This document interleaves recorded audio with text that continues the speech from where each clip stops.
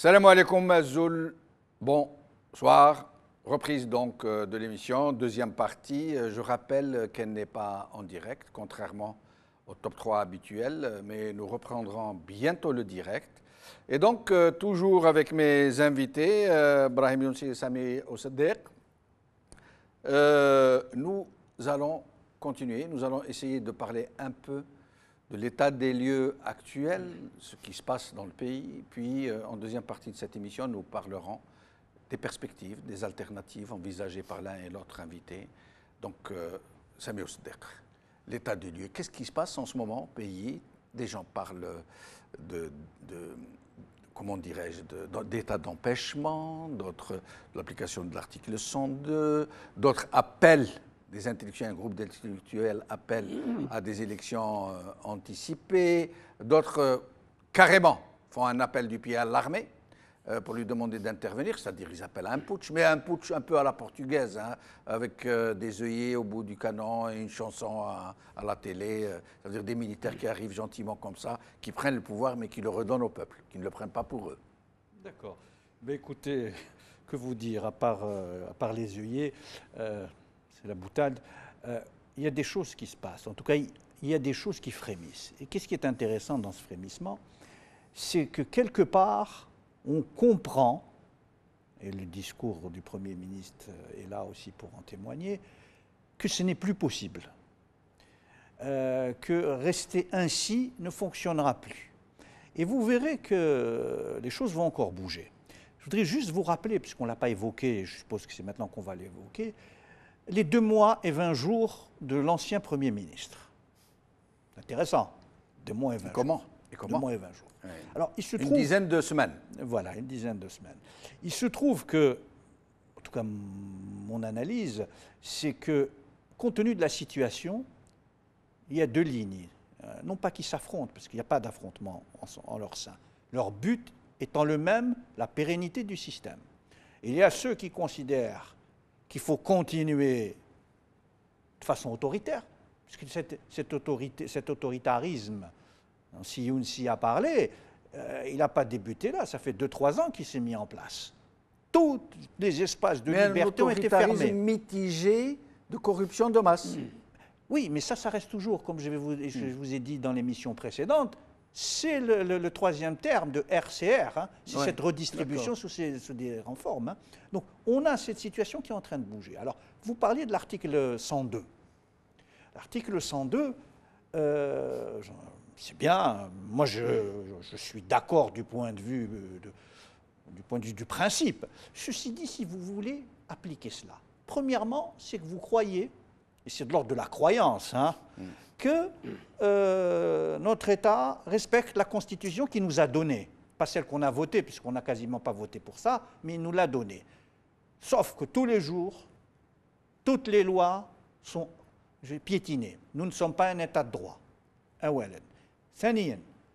Vous faites croire qu'il y aurait des forces susceptibles d'aider à cela. Le Conseil constitutionnel, de qui il est constitué? OK? Des gens du pouvoir. 2, la société en elle-même, est-ce qu'elle va sortir dans la rue? Non. La société est paralysée, elle est sous l'empire de la peur.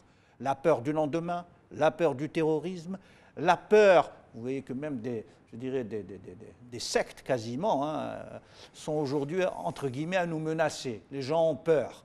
De gens qui arrivent et qui disent, voilà, donc on est dans une situation où les gens sont tétanisés.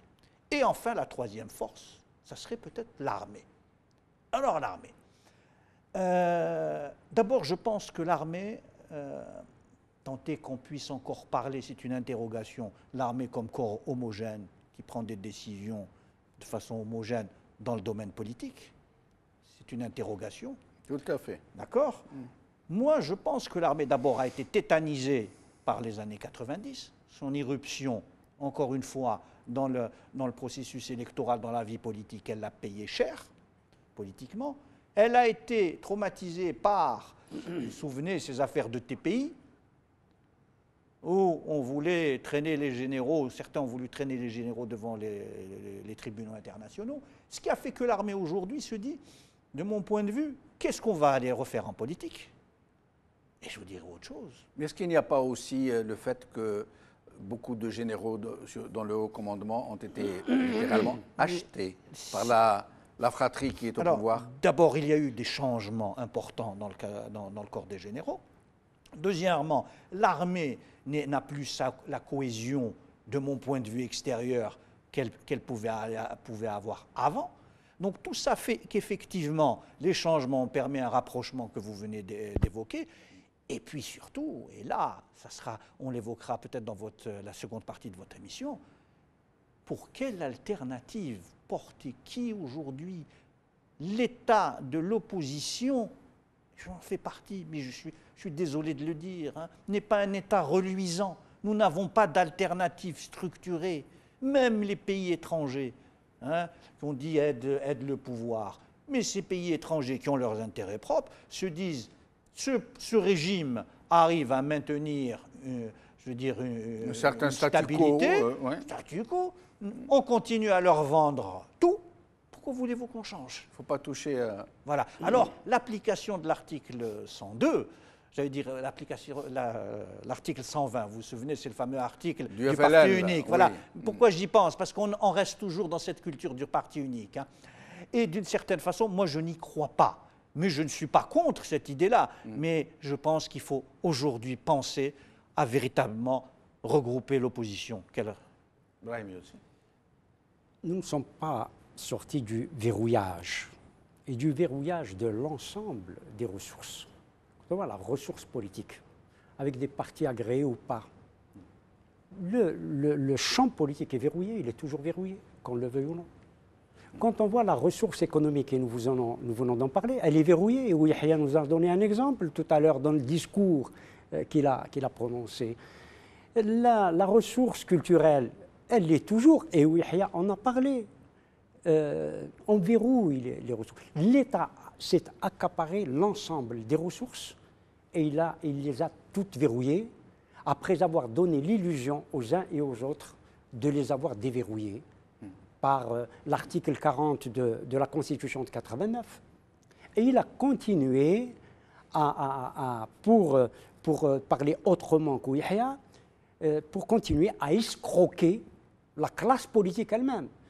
Parce que l'imposture, à la fois des partis et des intellectuels, parce que vous avez parlé des intellectuels, un groupe d'intellectuels, de 4 ou 5 intellectuels, qui interpellent l'armée, qui demandent à l'armée d'intervenir pour appliquer ou faire appliquer l'article 102 ou pour chasser le président de la République. Non, il y a ceux qui se mobilisent pour l'article 102, des gens de la société civile, qui portent des pulls, l'article 102.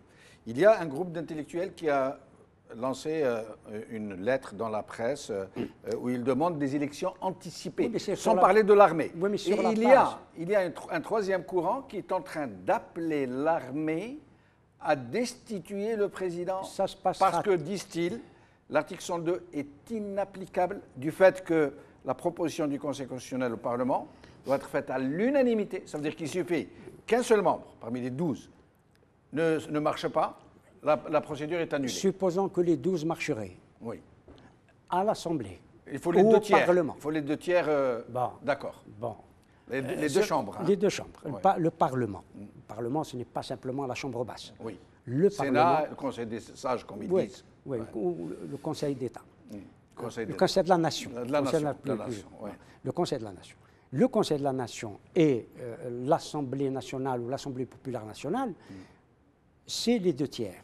On fait le calcul des députés, entre guillemets, RND, FLN, ils ont largement... Roule et oui. Ce sont encore une fois, et c'est ça qu'on disait dans la première partie, ce sont des institutions fantoches qui aujourd'hui, je veux dire, n'ont aucun pouvoir et elles sont peuplées de la clientèle du pouvoir. Mais elles verrouillent, comme le disait Ibrahim. Mais attendez, quand elles sont fantoches, leur seul rôle, c'est de verrouiller en cas de. Parce qu'ils ne verrouillent même pas, parce qu'ils n'ont pas besoin d'eux.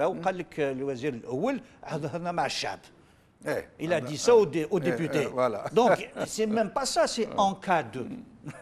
Le problème, c'est que l'armée est en échec.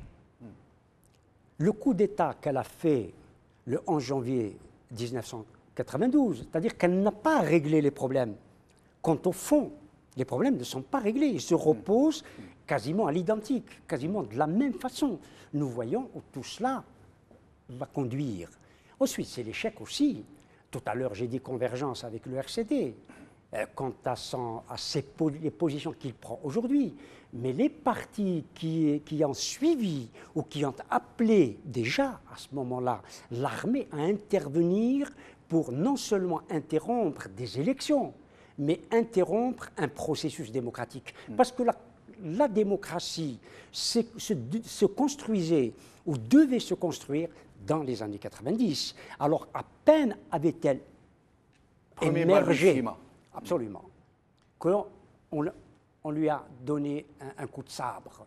C'est ça le problème. C'est qu'on revient toujours à cette histoire en dehors des années de plomb que nous avons vécues, que l'Algérie a vécu. Mais aussi, le coup d'État et le coup d'État et le mensonge sont, à mon avis, l'élément fondateur.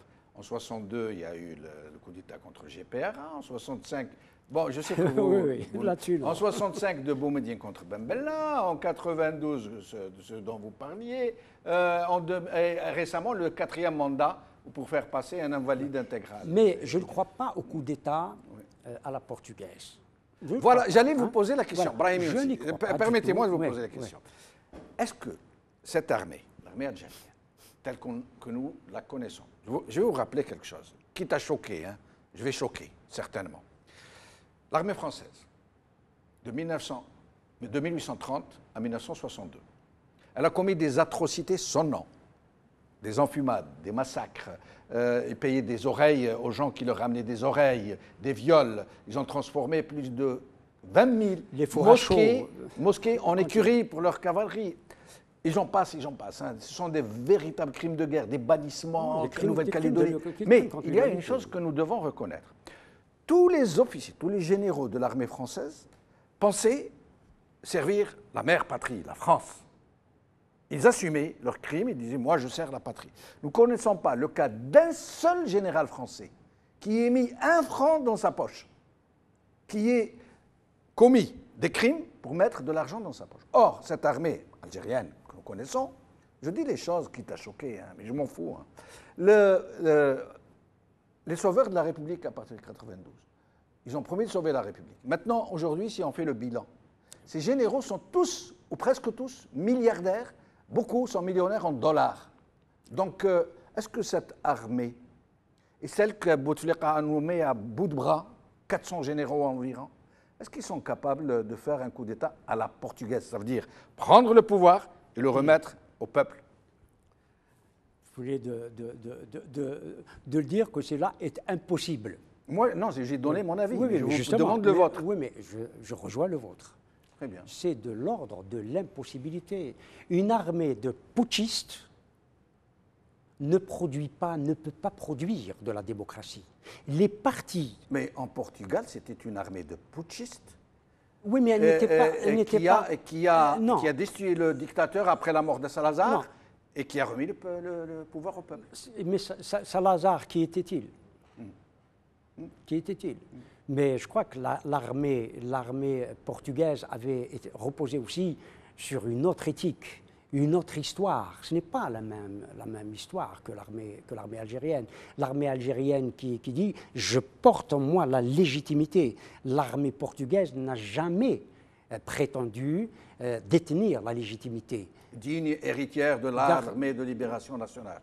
Voilà le problème. Est-ce que cette armée est digne de l'armée de libération nationale? Est-ce que cette armée est réellement l'héritière? Mais on dit qu'aujourd'hui, il y a de très nombreux jeunes généraux qui seraient intègres, malgré tout ce qu'on peut en penser, qui seraient révoltés, révulsés par ce qui se passe et qui attendraient que la rue se mobilise un peu pour pouvoir intervenir. Je n'en sais rien, je vous vends ce qu'on m'a vendu. Oui. Bon, moi, je n'y crois pas. Vous n'y croyez pas? Je n'y crois pas beaucoup, parce qu'on l'a dit tout à l'heure, c'est une logique de système.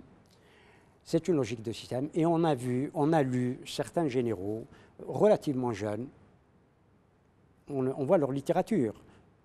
Le journal El Jaish nous donne toutes les semaines. Mais là, c'est peut-être ceux qui ont confisqué le pouvoir de l'armée. Peut-être c'est une clique, il peut se trouver, qui a pris en otage toute l'institution. Moi, je ne crois pas qu'il y ait dans notre institution militaire, pour parler comme les autres. Oui. Ils disent l'institution. Oui, un corps sain. Je ne crois pas. Je ne crois pas. Je crois que les soldats, nos généraux, entre guillemets, les nouveaux généraux, il y a des élites. Cela est évident dans l'armée algérienne. Oui, l'armée a souvent écrémé les meilleurs universitaires. Des élites, cela est indéniable. Cela est indéniable. Mais ces élites-là ne sont pas disposées, à mon sens, à aller courir pour sauver le peuple. À ce stade de l'émission, quelque chose a été dit et qui me paraît essentiel. Essentiel, non pas juste en regardant le passé, mais surtout pour l'avenir. Et c'est ça quelque chose qui, moi, me paraît aujourd'hui la chose la plus importante. Au-delà de tout ce que l'on vient de parler, de l'article 102, de tout cela. C'est 92, cette date dans notre histoire. 92, pas de second tour, on arrête les élections. Depuis, s'est cristallisé en Algérie deux camps, irrémédiablement en affrontement. Irréconciliable. Irréconciliable. Chaque camp considère qu'il n'a aucune responsabilité dans ce qui est arrivé. Ce qui est faux de part et d'autre. Il faut être bien clair. Il faut avoir le courage politique. Et je l'ai aujourd'hui de le dire. Les uns et les autres n'apprécieront pas. Mais je ne le dis pas pour les uns et les autres, je le dis pour tous les Algériens. La rente a permis de gérer cela à partir de certains accords que vous connaissez. C'est vrai, on connaît aujourd'hui le cas d'émirs, de l'AIS, qui sont milliardaires, dont certains sont aussi millionnaires en dollars que leurs comparses du côté de l'armée. On est d'accord. Ouais. Donc, moi je pense que la justice n'est pas passée. Ça veut dire qu'il y a beaucoup d'Algériens ont été massacrés.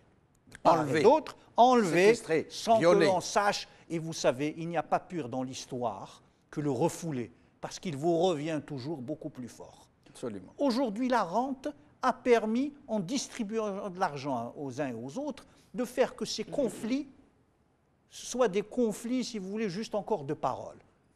Ça fait maintenant 25 ans, ça fait 2 générations, même les jeunes considèrent ça comme étant leur héritage, de part et d'autre. On était pour les élections, on nous a enlevé les élections, ou c'était comme ça. Vous avez vu sur Facebook les conflits idéologiques. Je termine. Aujourd'hui, il ne va plus y avoir de rente. Ça veut dire que c'est comme l'eau. Quand vous êtes à marée haute, les récifs ne vous apparaissent pas. Quand la mer descend, les récifs apparaissent. Si, et je le dis solennellement, si nous ne sommes pas capables de comprendre que nous tous Algériens sommes d'une certaine façon dans l'obligation de vivre ensemble parce que c'est notre pays, c'est notre nation, quelles que soient nos différences, nous allons à la catastrophe. Et je dirais qu'il y a quelque chose qui est pour moi très important. Vous savez, qu'est-ce que la politique? La politique, c'est de pouvoir gérer pacifiquement les conflits dans une société. Moi, je ne crois pas à la société du consensus. Nous sommes tous différents. Il y a quelque chose autour de cette table qui nous réunit, c'est notre algérianité. Tous. Quelles que soient nos positions politiques. Elles ne sont pas les mêmes, et tant mieux. Ça fait la diversité de ce pays-là. Je considère qu'aujourd'hui, si on enlève la politique, ce qu'on fait depuis des années, il n'y a plus de politique. Eh bien, ce qui gère les conflits, ce qui va gérer les conflits, c'est la violence. C'est le retour à la violence. Ben justement, avant d'arriver aux perspectives, aux alternatives, Brahim Youssi, vous vouliez intervenir? Je ne veux pas qu'on délégitime une résistance à un coup d'État, celui de 92 en l'occurrence, parce qu'il y a eu des dérives, et plus que des dérives, parce que la résistance était, qu'on le veuille ou non, légitime, parce qu'il y a eu un coup d'État militaire, comme la résistance, qui a également échoué, a été légitime en 1965. Je crois que nous sommes, et le coup d'État de 92 était encore plus grave. Et nous voyons aujourd'hui encore plus destructeur du fait, précisément, du consensus. Une société a toujours aussi besoin de consensus. Il y a un fil conducteur qui lie ou qui relie les choses. Parce que ce lien, qui a été rompu, je vais vous prendre la parole. Le consensus n'est pas l'humain. Voilà. Si dans une famille, il y a un consensus. Et vivre en Algérie. Si vous permettez. Brahim Younsi, à propos, moi je suis tout à fait d'accord avec vous. Parce que les premières années après l'interruption du processus, il n'y a pas eu de massacre de civils. Moi, je me rappelle qu'il y avait des familles de policiers et de gendarmes qui habitaient dans les quartiers populaires, tout à fait. Dans les bidonvilles. Bon, mais ceci étant dit, aujourd'hui, 60 à 70% de la population n'a pas vécu ces événements. Elle ne les connaît même pas. Ça veut dire que ce qu'il disait, Saméo Saddir, ça veut dire que la seule alternative qui nous reste, en fait, c'est d'aller vers une sorte de réconciliation, pas d'oubli, mais de réconciliation. Il ne faut pas comprendre mon discours. Et les gens qui n'ont pas vécu ça, ils s'en fichent. Je veux dire que ce n'est pas même la tragédie ne les touche pas. Ce que je veux dire, ce n'est pas parce qu'il y a eu, entre guillemets, des émirs qui profitent aujourd'hui, je vais employer le mot, de la rente. Oui, vous y venez. De la corruption, du RCR. Par provocation. RCR, par provocation. Je connais votre esprit rebelle, continuez. Absolument, voilà. Donc ce n'est pas parce qu'il y a des émirs qui ont profité de l'argent de l'État qu'il faut délégitimer une résistance qui, au début, se voulait une résistance. Et qu'il faut légitimer des sauveurs de la République qui n'en sont pas. Absolument. On est d'accord, votre analyse sur le passé, je l'entends. Moi, je vous parle de l'avenir. Oui. Ce qui intéresse les Algériens, c'est l'avenir. Oui. Parce que alors attendez, sur le passé, on peut se mettre d'accord. Mais ce qui est plus important... Sur le passé, on peut ne pas être d'accord. Mais le problème, c'est que sur l'avenir, aujourd'hui, dans le brouillard qui est celui de l'Algérie, moi, personnellement, je ne vois pas clair. Et je ne veux pas jouer ni les Cassandres, ni les cartomanciens. C'est ça le problème. Je ne crois pas qu'il y a... Vous croyez qu'il y a une autre solution entre la réconciliation? Dites-moi. Oui, mais d'accord. Merci, c'était ce que je voulais vous entendre. Au sujet de l'avenir, il reste beaucoup de temps. Vous voyez, vous y revenez. Reconstruire le pays, il faut le reconstruire sur une réconciliation, une véritable et réelle conciliation. On est d'accord, on est tous d'accord. Il reste 25 minutes. C'est vous qui arrivez vers moi. Alors, le pays va très mal. Ça, personne ne peut le dénier. Le pays va très mal. Il y a réellement une véritable menace. Je vais être un peu extrémiste dans mes propos. Pour moi, il y a une véritable menace de dislocation de la nation.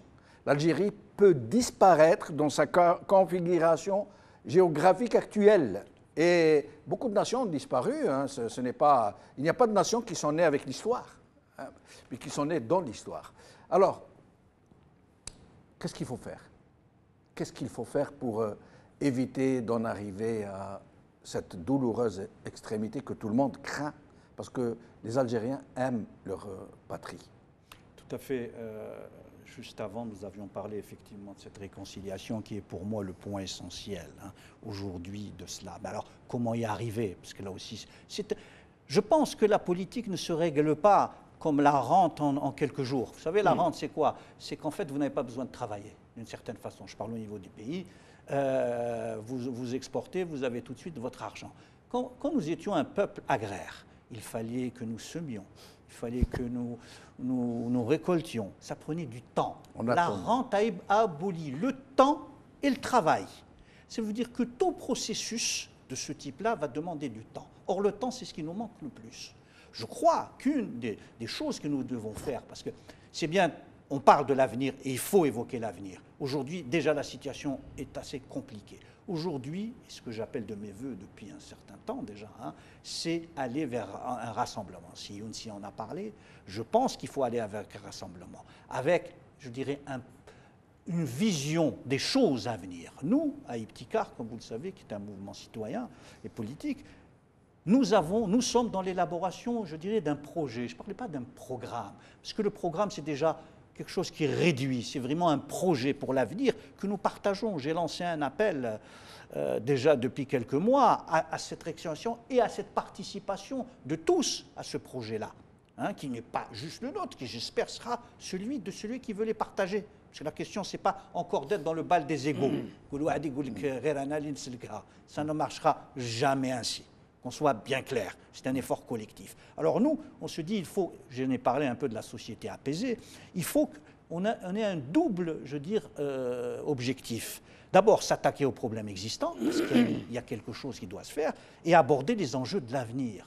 Puisque sans regarder l'avenir, en tournant le dos à l'avenir, en regardant toujours dans le passé, c'est la meilleure façon d'aller à la disparition que vous appelez. Nous disons aujourd'hui, nous avons 4 priorités. L'Algérie n'est faite que de priorités, qu'on soit bien clair. Donc il y a un moment, il faut prioriser les choses. 1, l'école, vous l'avez évoqué, l'école, la formation et l'enseignement. Pourquoi? Rien ne se fera de périn si nous ne faisons pas du jeune Algérien un citoyen avec ses valeurs et avec les outils qui lui permettent d'appréhender demain. Parce que là, nous parlons toujours de notre pays, comme si qu'il n'était pas connecté au monde. Nous faisons partie du monde. La globalisation est un phénomène général. Nous ne pouvons pas échapper à ce monde-là. Donc il faut que nous soyons aujourd'hui, nous formons nos jeunes à tout cela, avec leur personnalité. Je vais revenir vers vous pour vous demander plus de détails dans ce projet. Brahim Younsi, même question.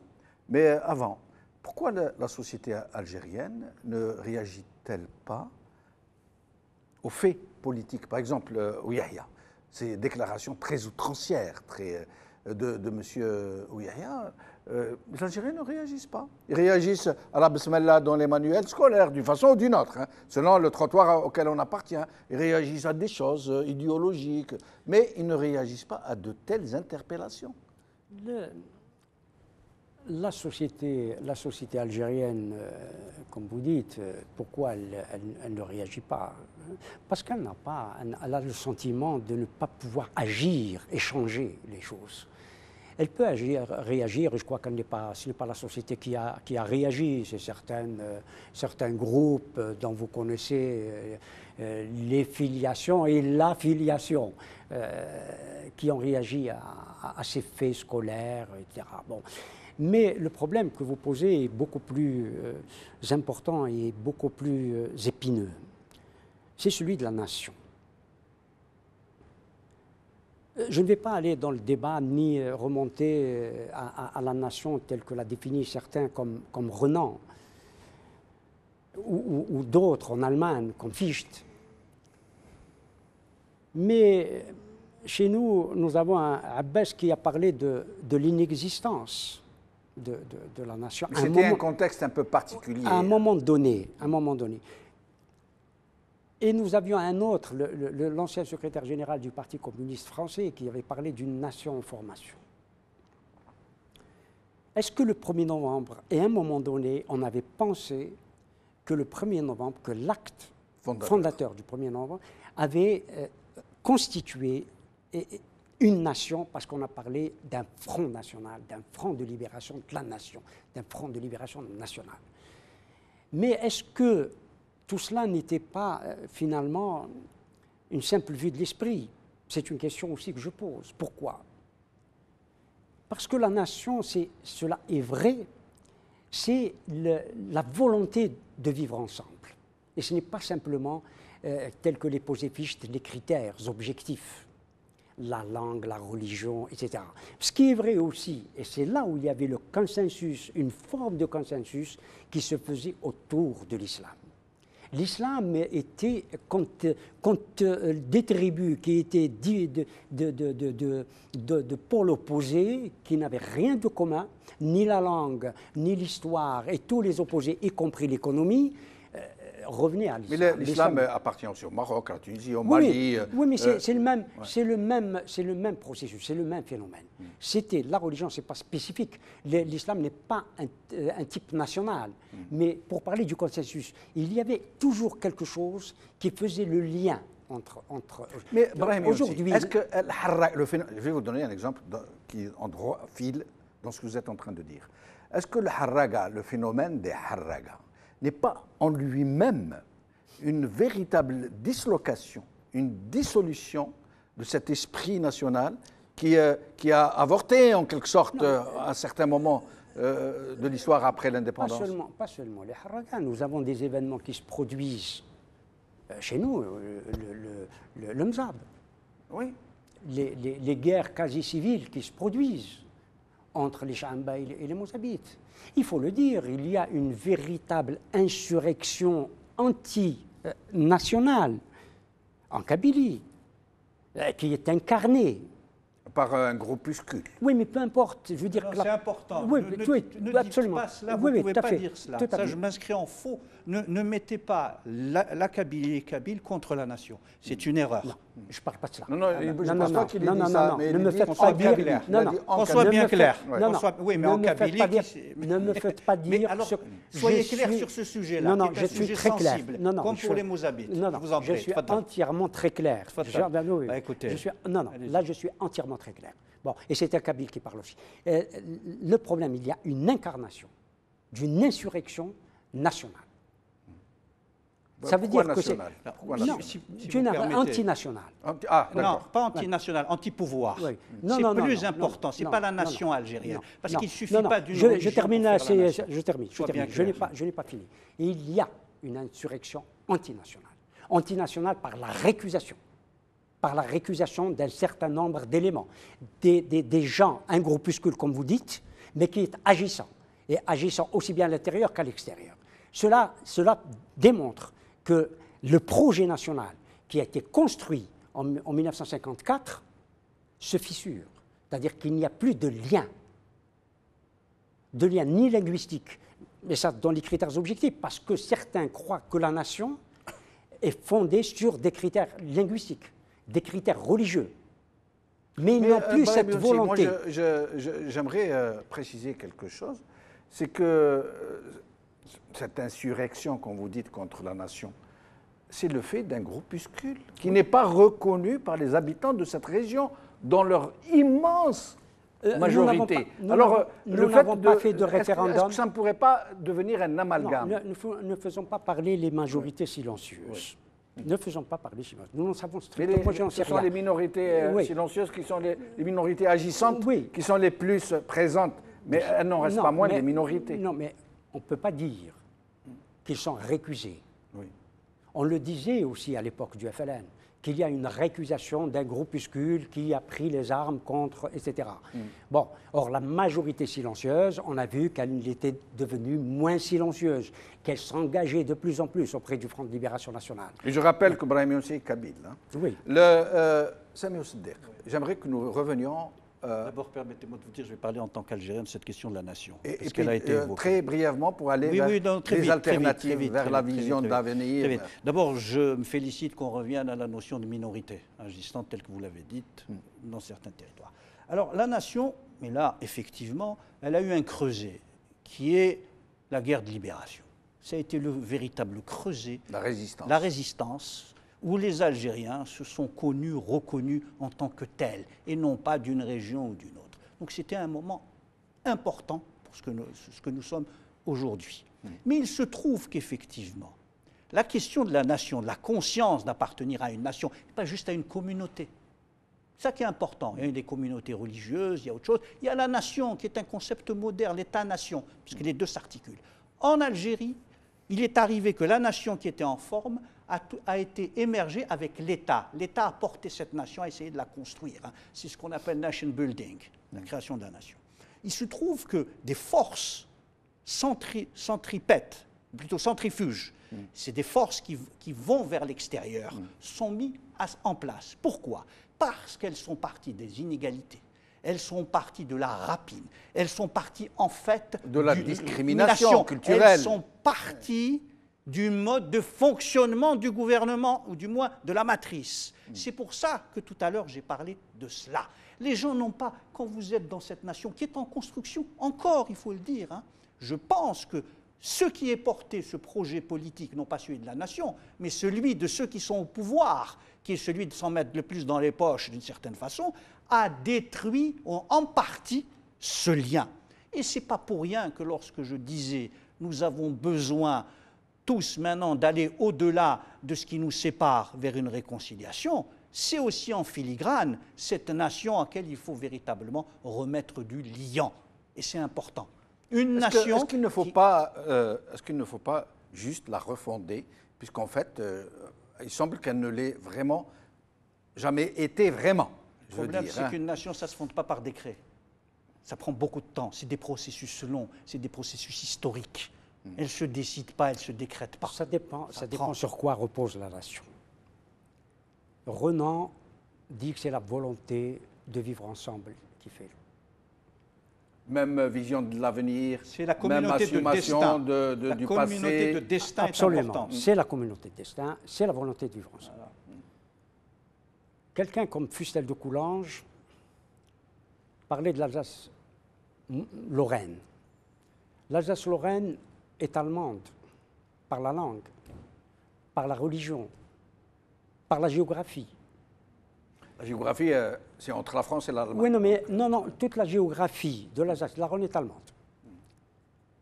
Mais néanmoins, par la volonté, voilà, par la volonté de vouloir vivre ensemble avec la France, elle est française. C'est ce que disait Renan et c'est ce que disait Fustel de Coulanges en particulier. L'Alsace et la Lorraine, elle se sent française, elle a un vouloir vivre avec la France. Ce n'est pas simplement les critères culturels, linguistiques ou religieux. Voilà le problème qui se pose. Et il faut se le poser de cette façon-là. Et vous l'avez dit, un problème culturel se pose. Ça ne veut pas dire que je suis contre cette question culturelle qui doit se poser. Elle doit être discutée. Mais le totalitarisme ou l'autoritarisme du système ne s'est pas exercé exclusivement contre une langue ou une seule langue ou un seul dialecte dans ce pays. Il s'est exercé sur l'ensemble du territoire et je vais vous le raconter ce qui n'était pas une anecdote. J'étais journaliste. J'ai fait la campagne presque contraint et forcé sur la charte nationale en 1976. J'ai été arrêté à Batna. Et les citoyens batnéens ont vu une voiture de la radio-télévision algérienne. Ils ont failli la casser sur la question de la langue. Pourquoi y a-t-il, et cela est objectivement vrai, une chaîne de radio qui s'exprime en kabyle et il n'y a pas de chaîne de radio qui s'exprime en chaouia. Et cela est objectif. Cela est objectif. Cela veut dire qu'on a cristallisé une question linguistique sur la question nationale. On a rompu le lien national sur une question de langue. Voilà. Cela ne veut pas dire que cette langue, qui est une langue que mes parents parlent, que mes neveux parlent, ne devait être exclue du consensus national. Mais vous avez, depuis très longtemps, depuis les 49, pour revenir aussi à l'histoire, il faut dire les choses telles qu'elles sont.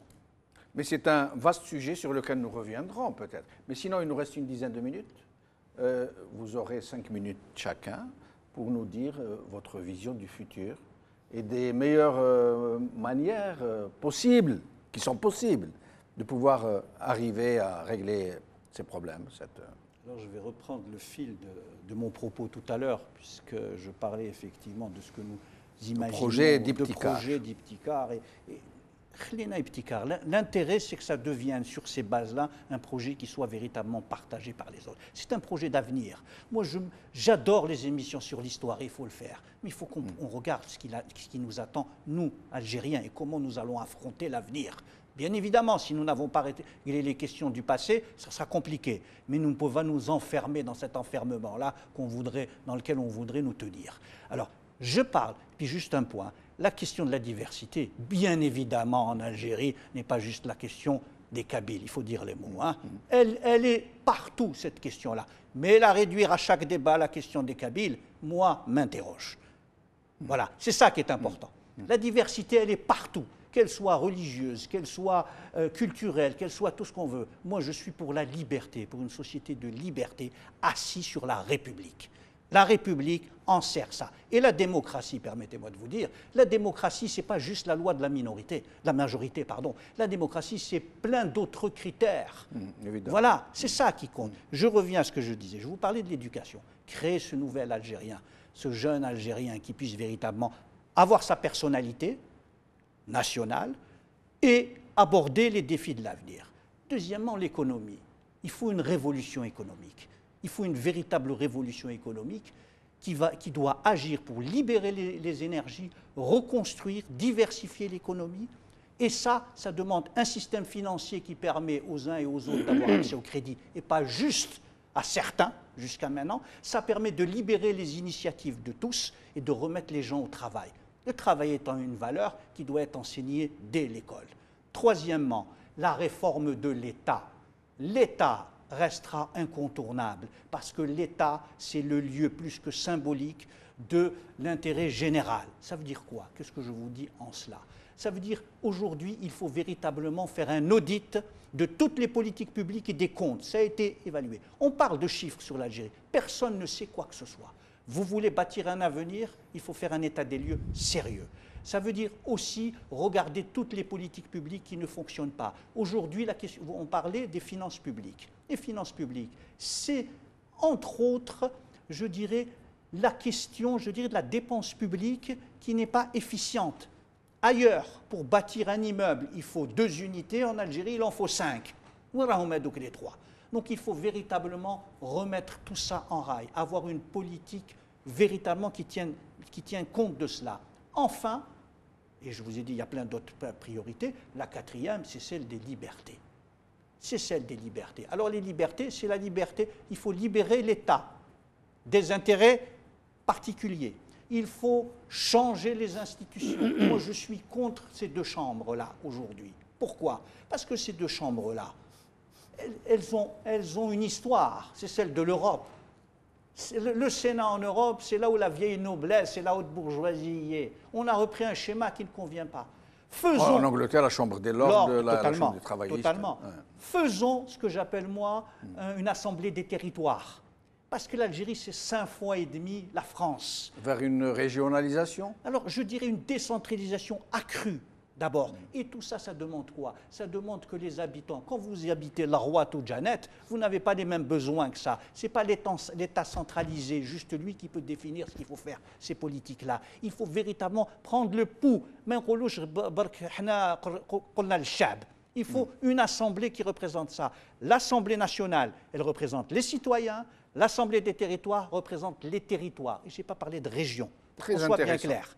Et enfin, laissez-moi juste vous dire, parce que tout ça, il faut un cadre légal, c'est une véritable constitution. Aujourd'hui, il faut appeler à une constituante dans laquelle les libertés, la liberté de la presse, vous êtes touchés, la liberté d'opinion, la liberté, je dirais, de conscience soient reconnues chez nous. Les associations, les partis, il faut libérer ce pays-là, libérer de ceux qui nous gouvernent et libérer, je dirais, de tout ce qui nous en sert pour nous donner un autre avenir. Brahimi aussi. Je vais être chrétien un moment. Ça, mais je dirais dans le corps. Mais il y a l'esprit. Dans ce dont vous venez de parler, c'est très beau, bien sûr, sur le plan des institutions, de l'organisation, du comment. Il reste, si j'ose dire, le pourquoi de tout ça. Le problème, c'est que nous manquons d'esprit, c'est-à-dire nous manquons d'idéologie. Et c'est là où le lien se fait ou ne se fait pas. Une société a besoin d'avoir des valeurs communes. Alors là, on n'est pas dans l'idéologie. On peut avoir des idéologies différentes dans le même pays. Oui. Merci. Oui. Mais il y a une idéologie qui lie l'ensemble de la société. C'est pas une idéologie. Ça ne s'appelle pas une idéologie. Non, c'est de l'idéologie. Ce sont des idées. Ce sont des idées. D'accord, allez-y. Ce sont des idées. Ce sont des idées d'où a été forgé le mot idéologie. C'est-à-dire qu'on partage les mêmes idées. Chose, non, ce n'est pas autre chose. Ce n'est pas autre chose. C'est une vision du monde. Non, attendez. Ça me fait rien. On laisse Brahimi aussi exprimer. Parce qu'il m'interpelle. Non, je suis obligé de lui répondre. Attendez. Nous aurons l'occasion de faire d'autres émissions. Les valeurs participent de l'idéologie. Bon, les valeurs participatives. J'ai commencé par l'éducation en disant les valeurs Oui, algériennes, mais je n'ai pas le temps de tout Oui, développer. Allez-y, si vous le faites, ça sera très bien. Non, vous l'avez fait, d'une certaine manière, mais de façon très figée. Hein. C'est juste, votre regard. Oui, c'est juste des institutions. Mais j'ai parlé des valeurs qu'il faut inculquer aux jeunes Algériens. Je vous en prie. Oui, je ne sais pas lesquelles vous allez faire passer comme mais valeurs. Je n'ai pas le temps. Oui, mais là, c'est un vaste sujet. C'est un vaste sujet.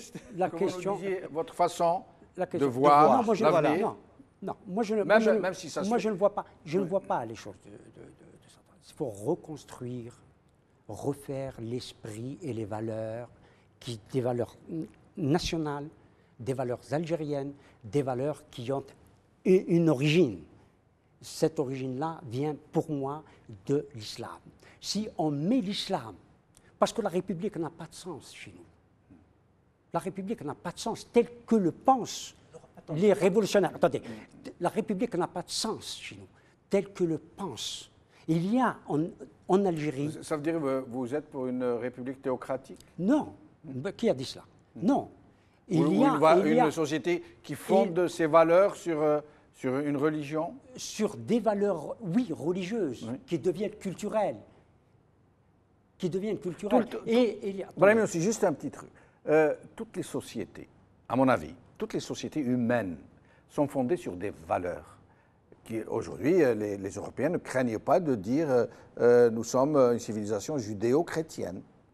Alors nous sommes de quelle civilisation? Nous, il n'est pas interdit de dire nous sommes une société fondée sur des valeurs musulmanes. Ça ne veut pas, mais là, c'est un vaste sujet. Ça veut dire, est-ce que nous allons vers un État théocratique? Je termine. Oui, c'est un vaste sujet, précisément. Ouais. C'est pour ça qu'il faut commencer à en parler dès maintenant. Et ne pas simplement se figer sur des institutions qui ne sont rien, qui ne valent rien. La République, c'est juste un moyen de faire. Il y a chez les musulmans, dans l'islam, quelque chose qui ressemble à la République. Parce que la République aujourd'hui, elle est connotée. Elle est connotée par le laïcisme qui veut une séparation du religieux et du politique, de l'ordre religieux, de l'ordre politique, de la sphère religieuse et de la sphère politique. Ce n'est pas comme ça que ça fonctionne dans des pays qui ont une civilisation, qui sont d'une autre civilisation, mais qui portent ce que porte la République, à savoir l'intérêt général. C'est ça qui partage et qui doit être partagé par les Algériens eux-mêmes et par les sociétés qui se revendiquent, qui se réclament de la civilisation musulmane. Et la civilisation musulmane a aussi des catégories qui ne sont pas celles de la République laïque. Attendez, ne confondez pas laïque et république. Ne confondez pas ça, s'il vous plaît. Malheureusement, nous... Il ne s'agit pas de ça. Quant aux valeurs, parlons des valeurs, alors, les véritables valeurs. Je vais valeurs. être contraint de vous interrompre sur la République. Ne trompez pas. C'est vous qui me faites passer mon discours. Mais ça ne fait rien. Nous sommes arrivés à la fin de l'émission. C'est un très vaste sujet. Je ne le fais dire à personne. Très complexe, vous en conviendrez. J'espère que nous aurons l'occasion d'y revenir. Avec grand plaisir. C'est vraiment très, très intéressant. Nous aurions voulu continuer une troisième partie dans cette émission pour pouvoir ne parler que de ça. Peut-être que nous aurons l'occasion. En tout cas, je vous remercie d'avoir participé à cette émission. Ça a été très intéressant. Je vous en remercie. Merci. Merci beaucoup. Et je vous remercie d'avoir assisté à cette émission, de nous avoir prêté votre attention. Merci beaucoup.